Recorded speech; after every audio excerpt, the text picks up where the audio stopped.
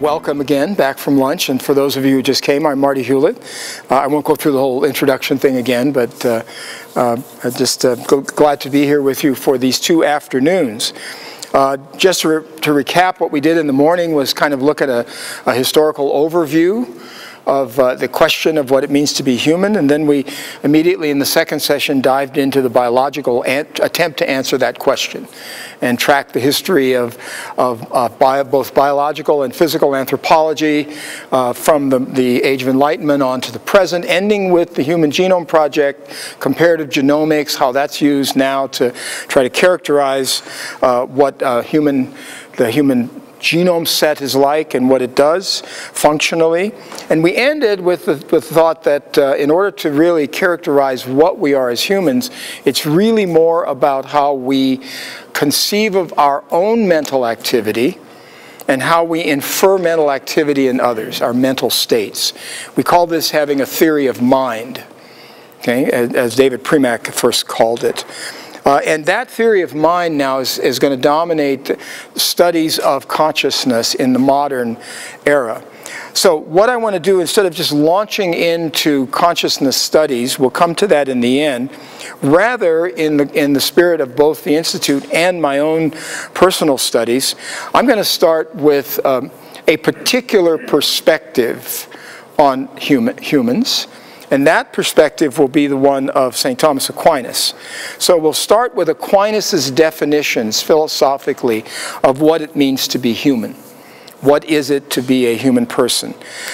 Then we'll come to the philosophy of mind and the dualist problem of Descartes and how that's been an attempt to solve that in the modern era. And we'll look at some current studies on the mind-body problem. I especially want to end with how I, as a modern scientist, a molecular biologist especially, can try to relate Thomas's philosophical approach from the 13th century with something that makes sense to me in terms of modern science, especially modern biology. And I'll try to do that for you in the end. So the angelic doctor perceived the human person as the following. The human person has a rational nature, but also has a material nature, and therefore he defines us, along with Boethius and others, as a rational animal.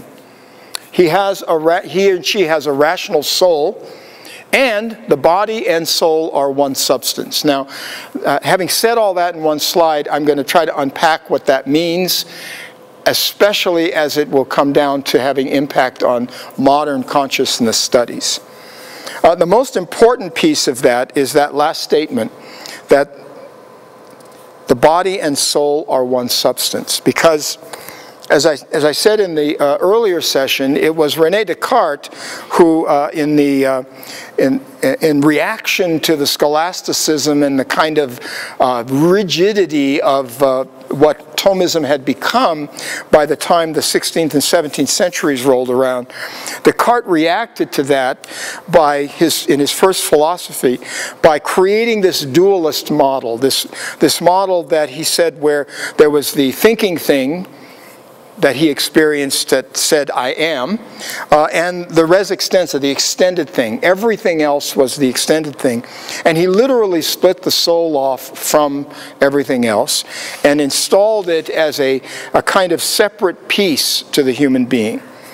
And that is what leads to dualism. That's what we mean when we say dualism. And often it's referred to as Cartesian dualism. And there are a variety of ways of thinking dualistically. There's property dualism, which has to do with different aspects of the same thing. Descartes was about substance dualism, that the soul is actually a separate substance, unlike what Aquinas said. There's predicate dualism that explains the mind as a logical predicate of the body, and there's a variety of ways of being dualist. But the modern thrust of consciousness studies is to be monism. That is to say that there is no separate substance, soul, and body. And because consciousness studies today are done in the aspect of modern science, and because modern science is by practice, methodologically, a materialist enterprise. That is, we as scientists study the material world. That is our purview by choice, okay? Therefore, much modern monism in the mind-body discussion is materialist. That is, the non-materialist monism that we'll see in Aquinas doesn't really exist in much of consciousness studies.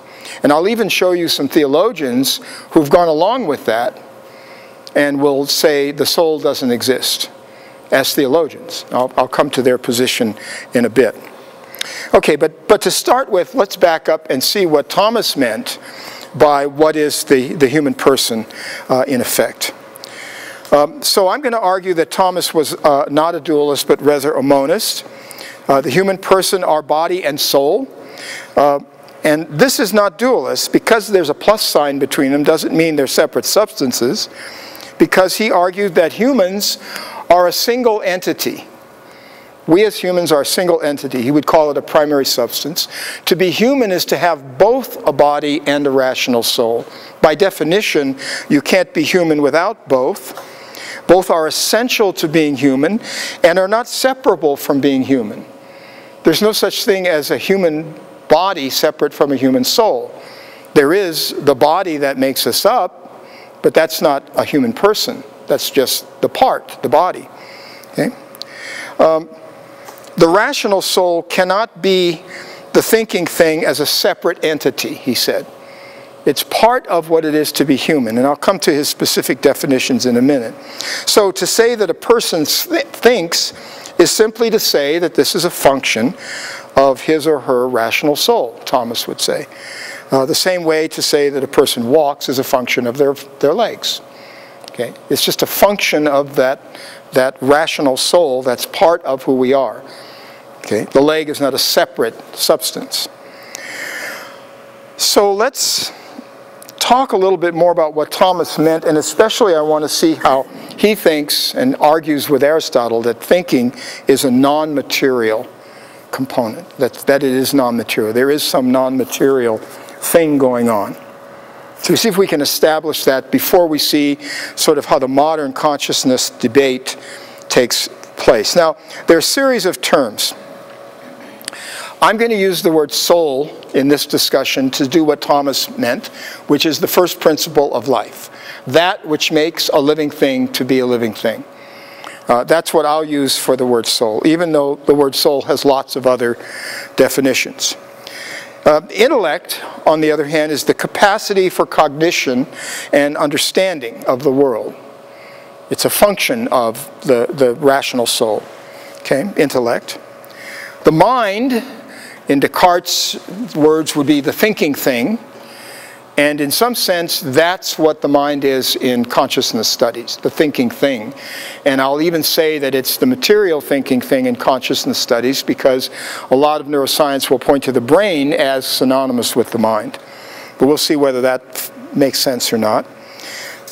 And consciousness is the hard problem, as David Chalmers saying. This is the subjective piece. This is the I-thou piece, the experience, the self-awareness, the self-reflection piece. This is that part where you have an awareness of your mental state and you infer mental states in others. This is the piece that's involved in your theory of mind, consciousness. Okay? So when we say consciousness studies in humans, that's what we're talking about.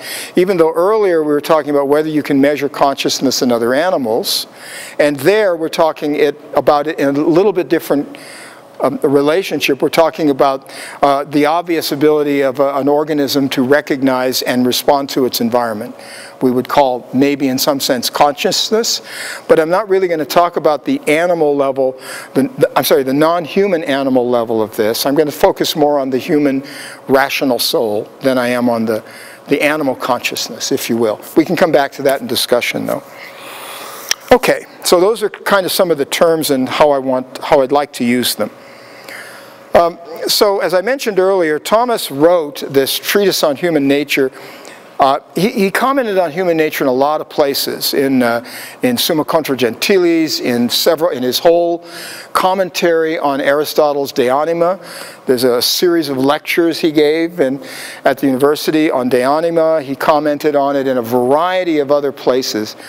but his compendium of what he wanted to say about the human person is kind of found in the Summa Theologica, Part 1, questions 75 to 89, where he assembled all of his thinking about what it means to be human. Okay? And he did this, as I pointed out earlier, by starting off saying, we've considered other things, now let's consider human beings, and does not use any theological arguments throughout these questions. I mean, remember, the Summa is an instruction manual for the training of priests. And Thomas has written this book using the most current science of his day, which was the newly discovered Aristotelian method, right? Remember, Aristotle had been lost to the Western world, but preserved in the Muslim world, commented on by the great Muslim scholars like Ibn Sina and Ibn Rashid, and then brought back into the Western world in that great pan-Abrahamic time in Spain when Islam, Judaism, and Christianity were all at peace for a period of time. And in that encounter comes back to us Aristotle in Latin. Okay? So Thomas had access to that, trained by a scientist, St. Albert the Great. Albertus Magnus was a biologist and a great Aristotelian scholar, and that was Thomas's professor, at whose feet he learned. Okay? So by the time he's writing Summa Theologica, he's using the most current science of his day to write Christian theology for priests. So everything in it is couched in that kind of logic, including the treatise on human nature. Okay? Is everybody happy with what I just said? Let me stop and see if there's any question about that. I want to make sure we're on the same page about what Thomas did here. Why was it his purpose for the training of priests? Right. Why was it his purpose? Well, I think if you... Sorry, but what was the purpose of him writing it in this fashion, right? Why write a theological manual that that did this, right? Because he was, remember, he was the faculty at the University of Paris. He was, you know, like the chair. He was the guy, you know. And yet, he wanted to have the priests who were trained, at least in that university system, have at their disposal the most current tools available to be able to defend Christian theology and positions. So he was pretty advanced for that age? In his age, he would be considered an advanced scholar. Okay. So, yeah, because I mean, many priests didn't have much of a background. Oh, exactly. The priest coming to him for training would be being trained at a very high level. Okay, so this was an academic theological training, right? Right. This wasn't the very practical training you need to run a diocese or a parish. This was theological training. This was the course that you take in seminary in theology. And if you took it in Paris, you took it from Aquinas, and this was what you did, right? So this is why, and he was trying to make it cutting edge, right? So in everything he did, from the very beginning words of the Summa, it was all Aristotelian logic. And when we get to the treatise on human nature, that's what he's doing. Let me show you how Aristotle thought about this and how we as Christians can use that to understand the human person. Okay? Now, I'd already gone through this. I'm going to skip this slide, how Descartes did that split, but I want to just come back to this issue of materialism before we dive right into Thomas and show a little bit of how this has become a problem in the modern world. And I want to do that, I think, let me just look down in my slides here and see if I want to do this first or... Yeah, let's do this first, and then I want to come back and kind of open up how Thomas might be a solution to this problem. So Thomas is going to explain to us in Aristotelian terms about the human. In between then and now, we had Descartes, who split the soul off from the body, gave us dualism, but in the positive sense, I don't want to vilify Descartes in any sense, Descartes gave us access to the scientific method. Okay. The attempt at objectivity that we use when we do science comes from the ability that Descartes gave us to think about the world objectively in some testable fashions. to test our results. So Bacon and others who came after that had access to this kind of approach. But ultimately, it led, in the time of Hume and others, to a focus on the material world, and therefore that became the goal of science, and in the more modern approach, it became what we call materialism. And let me explain what I mean by materialism. So the task of science in the modern world is to look and model the natural world. Okay, we make models of the world. This demands that we have a method that focuses on the material aspects of reality. Something that allows us to take the tangible reality around us, make models, and test it in order to come up with theories. Now that's a method. As we said earlier, science is a method. At its heart, it's something we do in a fashion that is repeatable, right? We have a method. Now, after you do that for a long enough time, you might come to think that the only really relevant knowledge to be gained about the natural world is that which comes through this method of looking at the material world. Because it's where you're enriching your store of knowledge and you're really understanding how things work. At least the models are being consistent. And so you might think, well, this is really the way to understand the world. Now, the first choice was methodological. This second choice is actually a philosophical choice. It's an epistemological choice. It's a choice of the kind of knowledge you want to obtain. It's not exclusive. It just means it's a choice, right?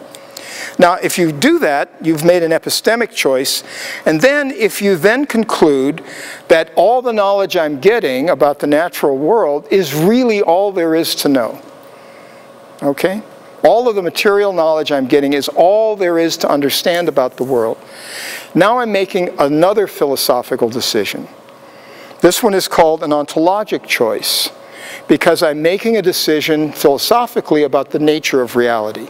I'm saying the nature of reality is only the material stuff that makes up reality, okay? And that's what we mean by the philosophical position of materialism, okay? At its heart, it's a philosophical choice. It's not necessarily an outcome of the scientific method. It's a choice to be made by using the scientific method, if you wish. You don't have to, but you wish, okay? So these choices were made, for most of us who are scientists, by generations of scientists before us. Okay, so I come into science, as most of you do, having already made this. In fact, I had no course in philosophy, so I didn't even know this choice had been made. I didn't even know there was a choice to be made. Okay, science was materialism. I didn't even know that. It was that implicit in the enterprise, okay? So with that in mind, understand how people now approach the problem of the human person, right? Cartesian dualism separated the soul out. So soul's over here, body's here. Hume and Locke and others said all that science needs to do is study the material world.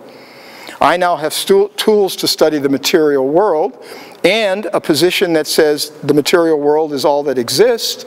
So now when I study consciousness, that's all that exists. So consciousness must by definition be materialist. Have a materialist explanation, correct? The logic of how I got there is clear. Once Descartes put the soul somewhere else, right?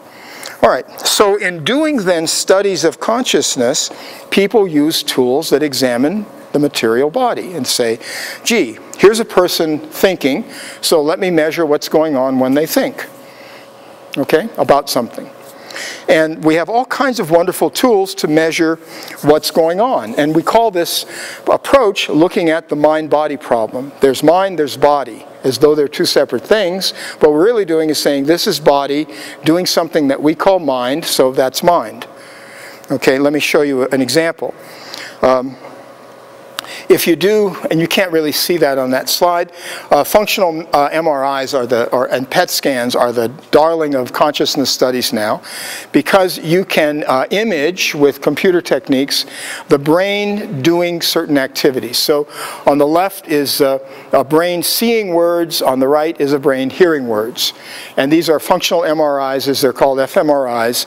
And so you can point to regions of the brain that have heightened metabolic activity. That's what PET scans do, positron emission tomography. You feed the subject some labeled compounds like glutamate, and you watch where it's being metabolized in the brain by PET scan.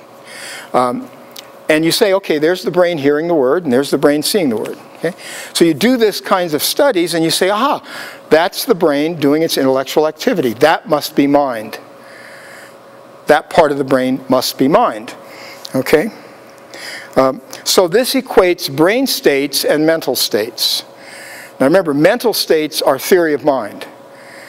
Your personal view of your mental state is your own theory of mind. So if I equate brain states and mental states, I'm telling you your theory of mind is simply the state your brain is in when you're doing that activity.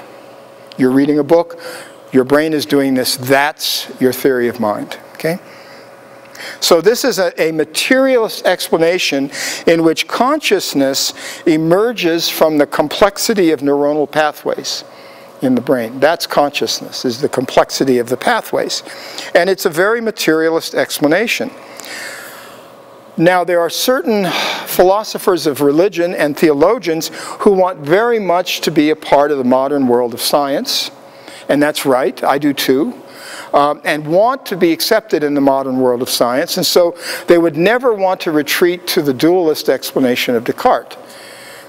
They want to be monists, because the dualist explanation is something science rejects because it's materialist.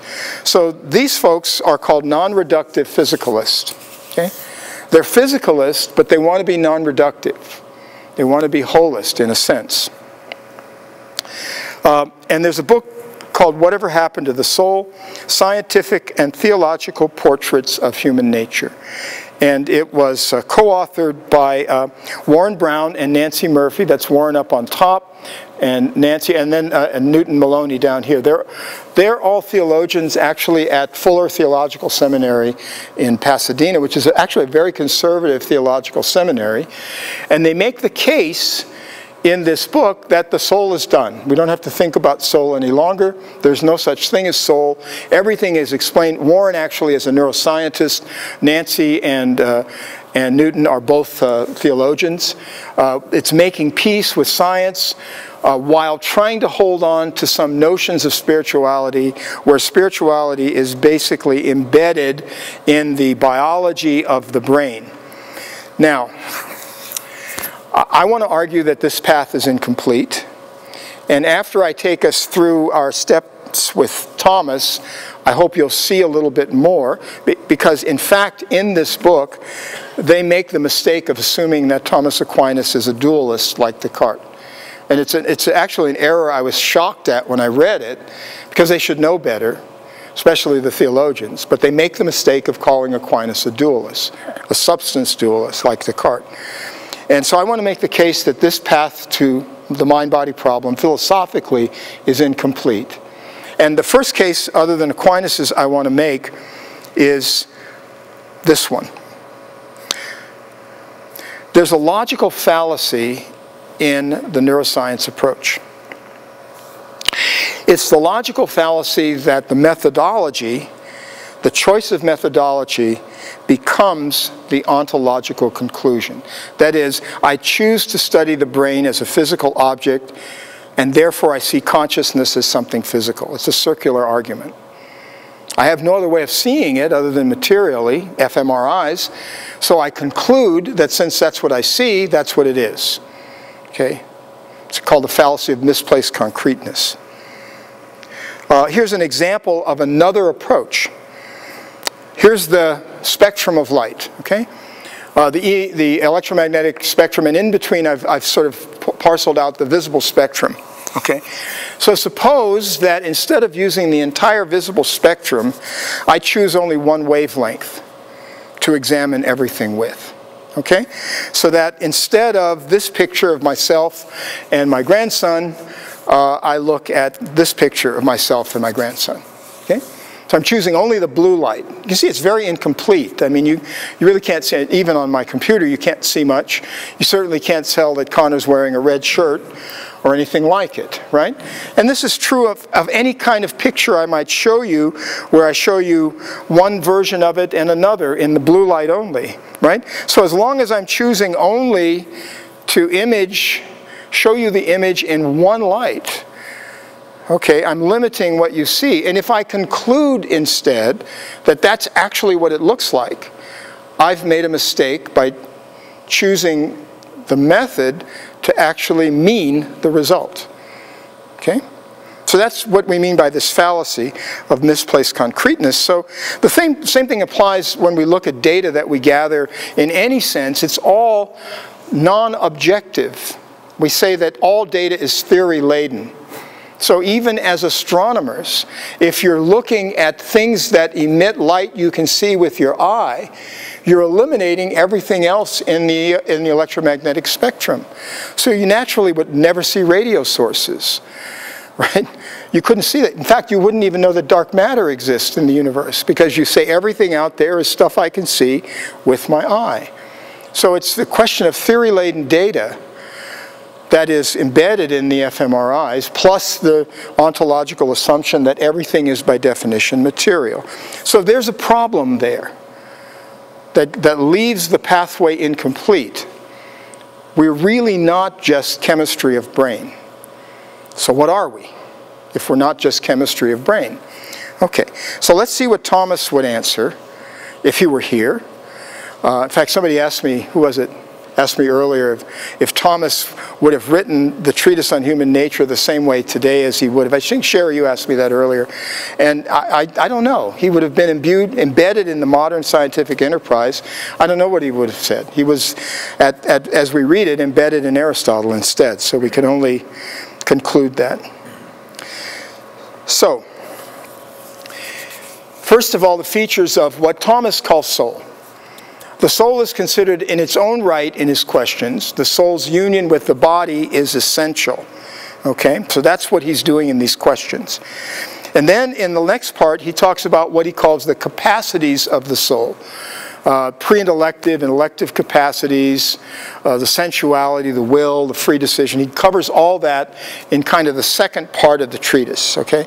And then finally, he ends with functionality of the soul, how the soul recognizes bodies other than itself, what happens with the separated soul. Some of that I want to come to in the last piece when we talk about theological anthropology, the immortality question. Okay, which is always a big one. But for now, I don't want to go through every question that he asked. I want to kind of focus on the places in which he defines what the soul is and how it relates to who we are as a human person. What is it about the human soul that makes us to be what we are, human? Okay, so we're going to, even though this is how he answers it, I'm not going to go through every single chapter, every single question in that chapter. So, his first definition of soul.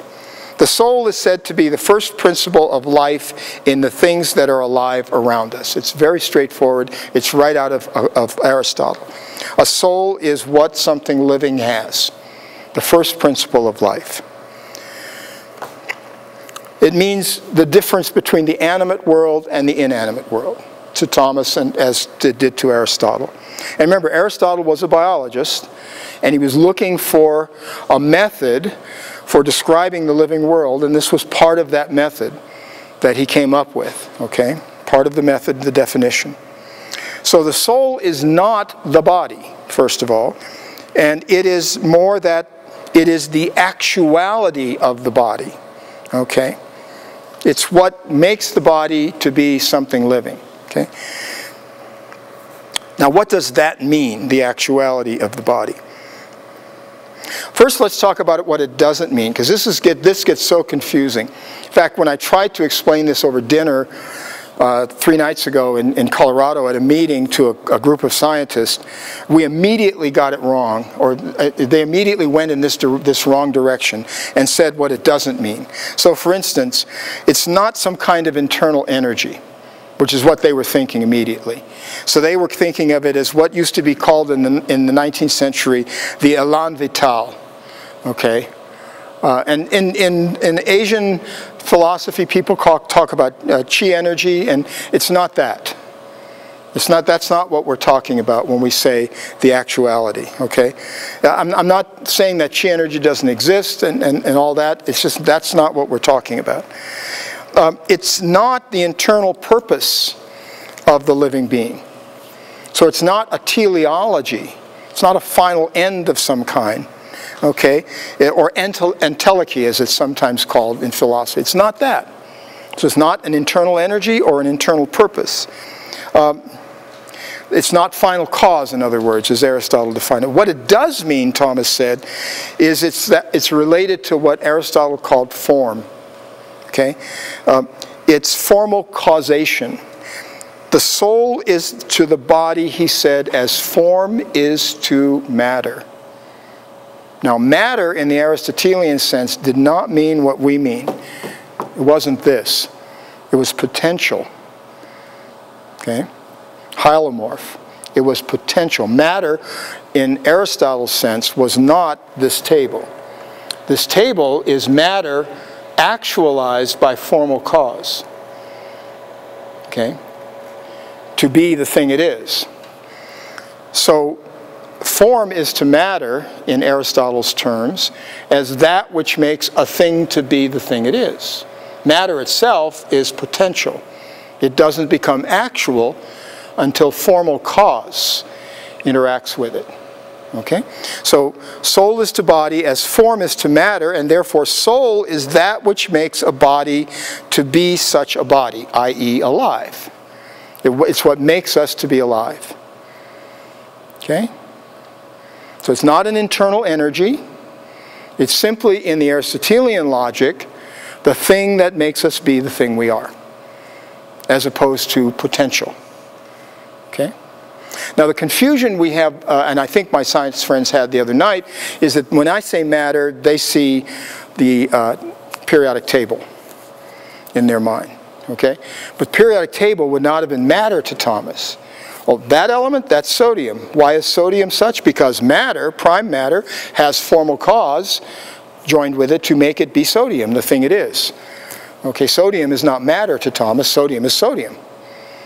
Okay, in the periodic table. And the same is true of all the elements, and therefore all of the molecules made up from those elements, and therefore us. Okay?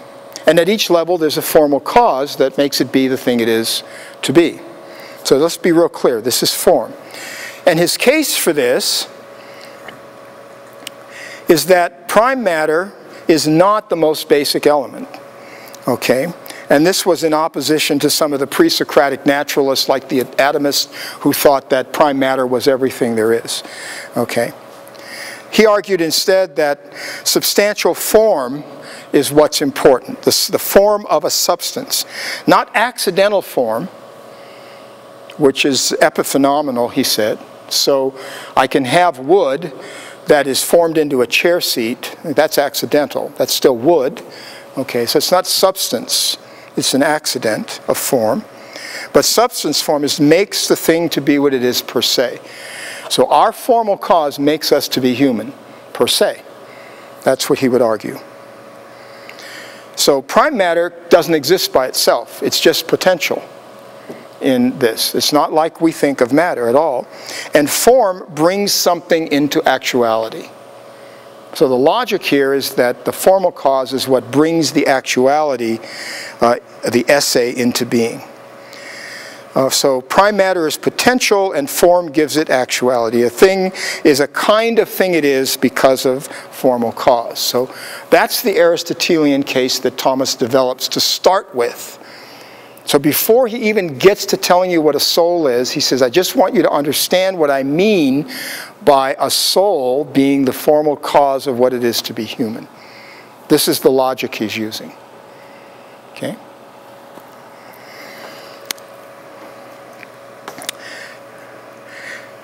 Now, the question he had was, well, the atomist said that the soul was material. It was corporeal. But Thomas wants to say it's not. It's incorporeal. So he says, in arguing that, again with Aristotle, that in order to recognize things that are corporeal, the soul cannot be corporeal itself. And his analogy is the eye. In order to see all colors, Thomas argued, and he didn't understand optics, so let's not hold Thomas to a scientific correction here. But his argument in the 13th century was, in order for the eye to see all colors, the eye must be colorless. It's sort of like my pictures I showed you earlier, that if I show you everything through a blue light, then all you see is blue. You can't see red or green or anything else. So his argument was, in order for the eye to see all colors, it has to allow all colors, has to be colorless. So he argues, in order for the human soul to cognize things corporeal, it can't be corporeal itself. It has to be incorporeal. So the soul itself cannot be corporeal, he says, thus its only choice is to be incorporeal, or immaterial, we would say. So here's his argument that that soul is immaterial. Now this flies directly in the face of the materialist argument that the soul is that activity in the brain. Why? Because we have no tools to look other than at the material aspects of the brain. Okay? We'll come back to that point.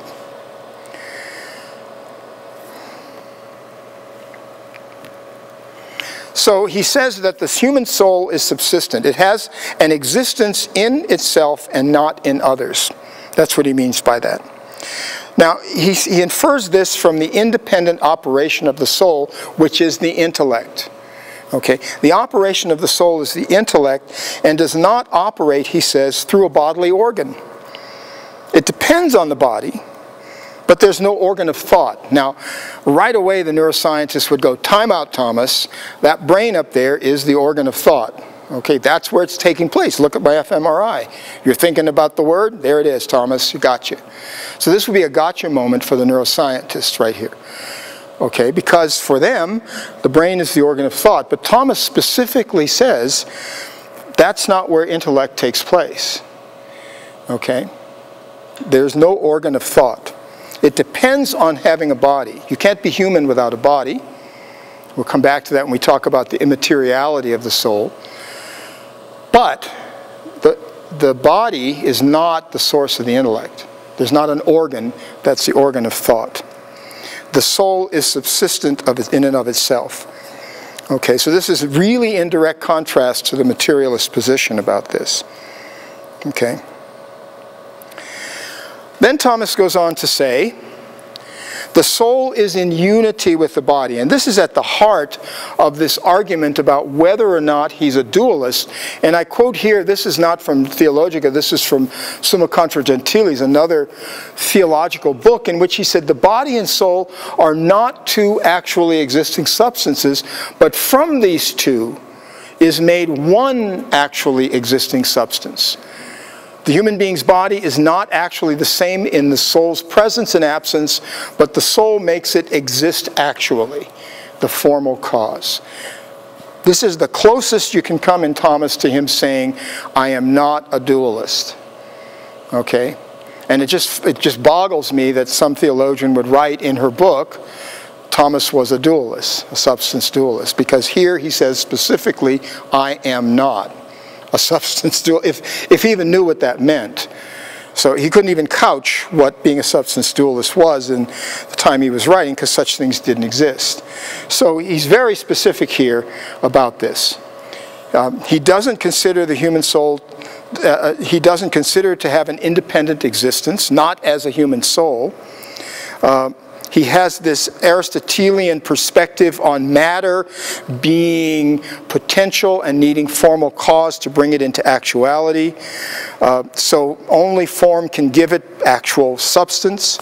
So it can't exist, humans can't exist without a soul to give existence to us as humans. This is not substance dualism. This is very much a monist kind of perspective. Mind-body dualism would not even be a possibility to Thomas. He couldn't conceive of that as a way of thinking. Okay? Now, that's what he means philosophically by the soul. The formal cause of us. That which makes us be what we are. Okay? So I read that in Thomas the first time years ago when I first started to try to, as a molecular biologist, encounter this medieval saint who is now my patron in the Dominican Order. And I thought, okay, this absolutely means nothing to me as a scientist. I mean, I don't get this. I mean, I don't see what this means. And I walked away. I mean, I literally left it alone. Said, okay, I'll come back to that another time. Let me read something else. Okay. And so over the years, I've kept sort of grasping at this issue of what did Thomas mean, and is there a way I can make sense out of it in any modern way? Okay? In any way that links to something that I know about in my scientific pathway, other than just accepting it, you know, as the words of my patron. Okay, I got that. But let me see if I can bring it in some kind of perspective. And so I struggled then with how can I think about this as a scientist? And it's sort of towards that metabiological question that Benedict Ashley asked me in that first encounter when I challenged him about what a cat was. So it's that cat thing again. Okay, it's coming back to haunt me again. What is it that I'm doing here with this formal cause and all this stuff in a scientific sense? So maybe I can't do it, I thought. Maybe it'll be like the Cheshire cat and just kind of disappear into the distance as I struggle with this task. There'll be no link to science, and there's nothing I can say. On the other hand, Thomas argues that a thing can be known by inference from its operations. Okay? So Thomas is an observational scientist. You see something, and then you say, I can infer something about that from what I see it do. Gosh, that's just what we do in science, I thought. We absolutely infer from the object we're looking at something about how it behaves in the natural world. We make inferences, all right? So if Thomas could do that, maybe I could do the same thing. So it's possible to know, is it possible, I asked, to know about this first principle of life from its biological operations? Is there something going on that links me to what Thomas was seeing here when he looked at the human person? And I have two possible pathways of exploring this. One is a quantum mechanics pathway, and the other is a new biology pathway. The first is quantum consciousness. The second is systems biology. So I'll just briefly in the end here, I want to step you through how I'm sort of trying to grasp some science in this Aristotelian picture that I'm painting. First, let me introduce Stuart Hameroff at the University of Arizona and Roger Penrose at Oxford. Stuart is an anesthesiology professor, and Roger is a physicist. And together, they've come up with what they think is a different model for the brain. The classical model of the brain is what we saw. Brain states equal mental states, and consciousness emerges as this complex neural network and its behavior. Okay, so that's kind of the classical model. But Stuart, as an anesthesiologist, knew about or knows about the function of anesthesia drugs on the neurons in the brain. So he got very interested in thinking about that to solve some of these problems. For instance, inner states of awareness that we have are actually subjective experiences called in philosophy qualia. Okay, they're not physical things. They're very subjective experience. And that problem is not solved by brain states equals mental states. And the subjective experience we have of time flow is very different under different states. So again, he says they say that's not solved by the classical model. Finally, the issue of free will, which we'll come to in the last session, they argue is not solved by the brain state model, because brain states are fixed, and free will obviously is something very different than fixed states. So they were having trouble reconciling these kinds of things with that computational model. So they come to what they call quantum neuronal states, and this is their website where they put a lot of their papers, many of which are published.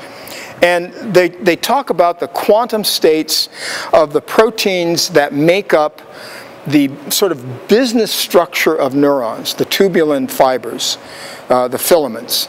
Because it's those filaments that dictate how neurotransmitters go in and out and move throughout the neuronal processes. And the tubulin molecules are individual proteins that polymerize into these long filament structures called microfilaments.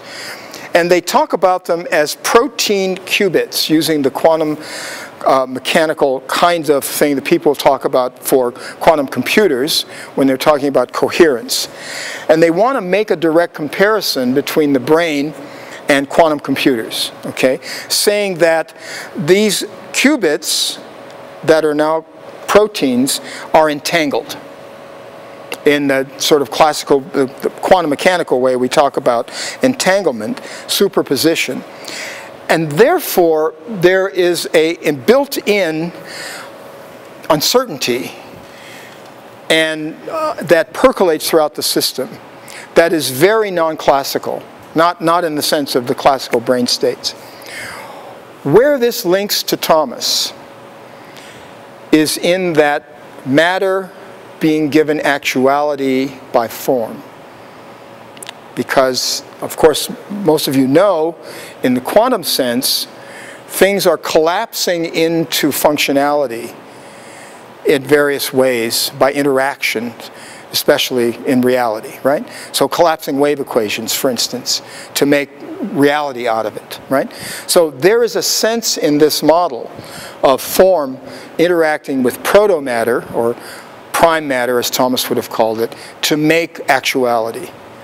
So in effect, and I've talked to Stuart about this, he's comfortable with saying that his model of consciousness is one where actuality collapses out of potential, which is very, very consonant with a soul kind of statement of Thomas. So I was encouraged by that as one possible way to go. Now, I have to agree, not everybody in consciousness studies like Stuart and Roger's model. There's lots of arguments at meetings about this, but sort of as a model that I like to think about anyway, it gives me somewhere to go.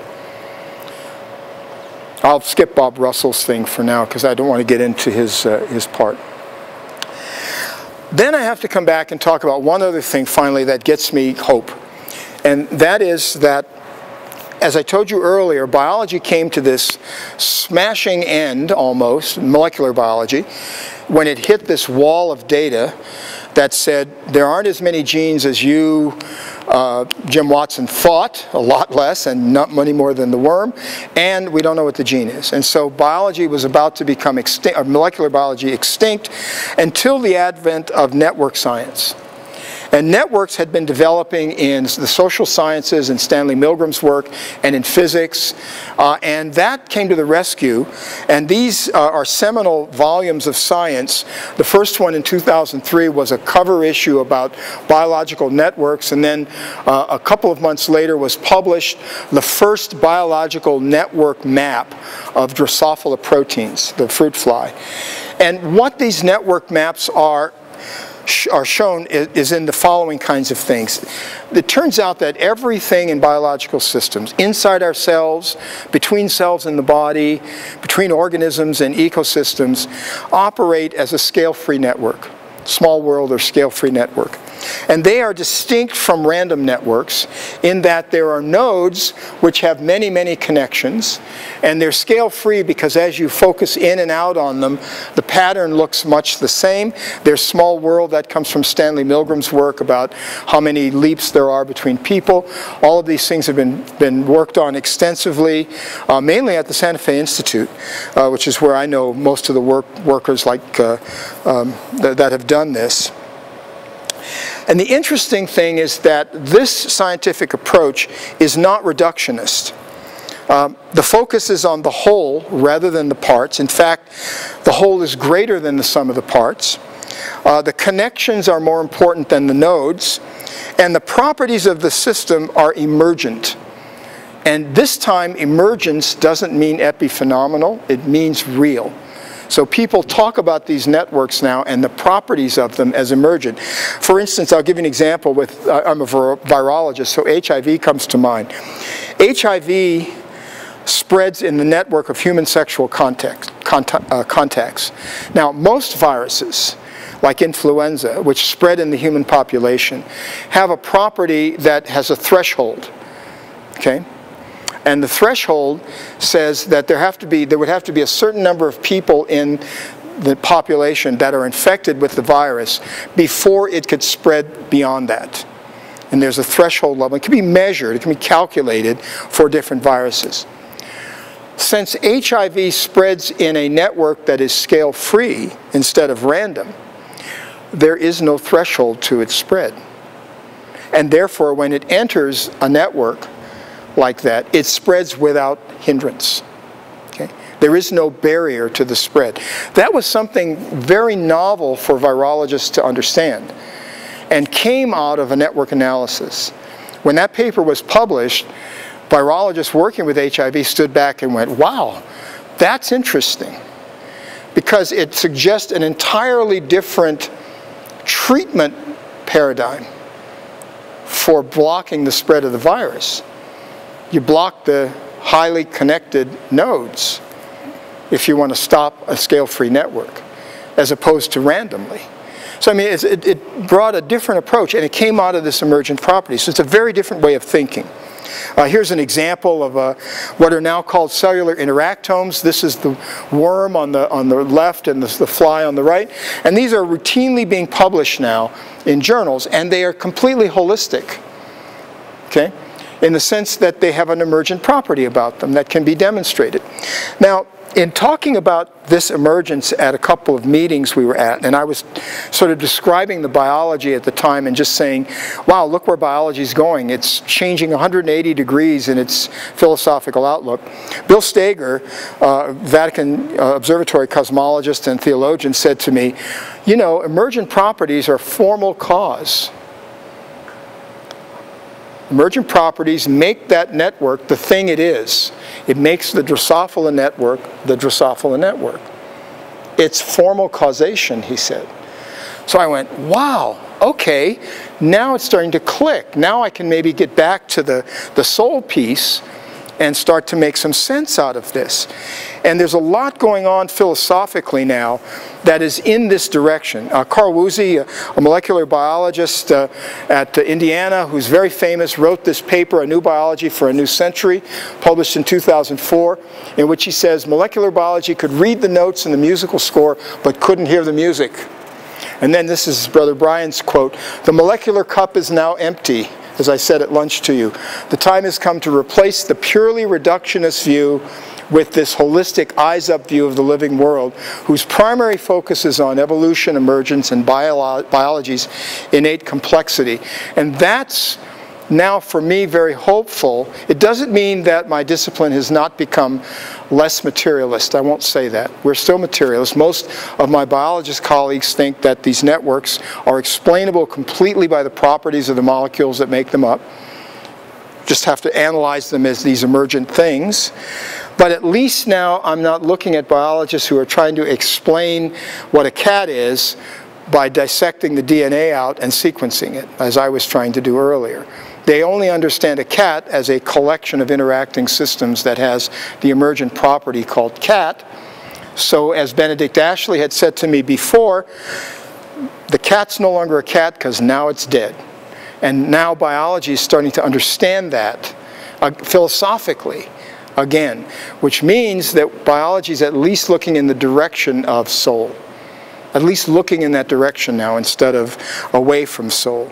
Is the statement that soul is incorporeal not in and of itself dualist? And the only reason I think, because my scientific colleagues the other night in Colorado said the same thing. They went exactly where you're being dualist, right? And so the only reason that I think we think that way is because we look at Thomas through the lens of René Descartes. If I say body, then soul must be over here, according to Descartes. But Thomas didn't say that. Thomas said soul is the form of body. It's what makes the body to be alive. But it's incorporeal. It's not distinct from body, but it isn't body. It's the formal cause of body. Now that's like saying in my network, the emergent property is incorporeal. It isn't the proteins, it isn't the interaction of these two, it's the entire network of interactions that makes my liver cell to be a liver cell, compared to the network of interactions that makes my retinal cell to be a retinal cell. So that's formal cause. And it is incorporeal. It isn't the proteins, it's the network of interactions. I'm trying to make a very badly stated analogy between the two to try, in my mind, who said, you said at lunch, mind for the Buddhist, to make a link between them. We tend to think of the body as if it were the soul. We think of the body as its activity. If we think of the body as the limitation on that activity, suddenly there's a clarification.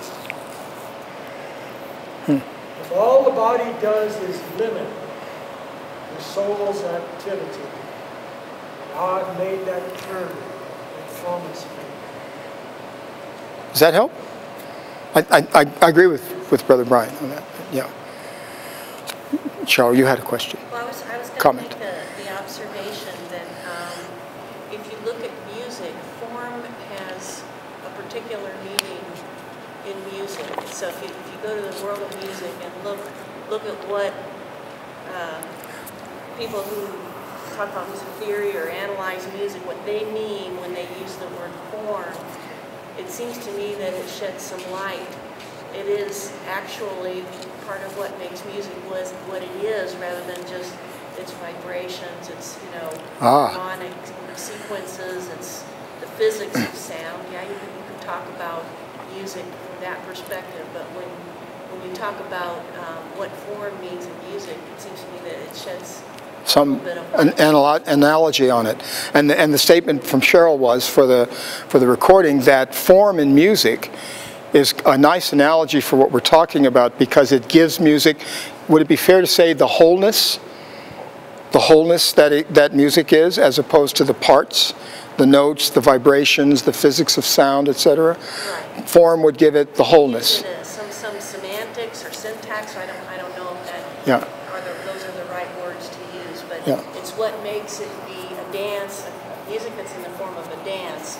That's what makes it be a dance. It makes it be the thing it is to be, which is formal cause.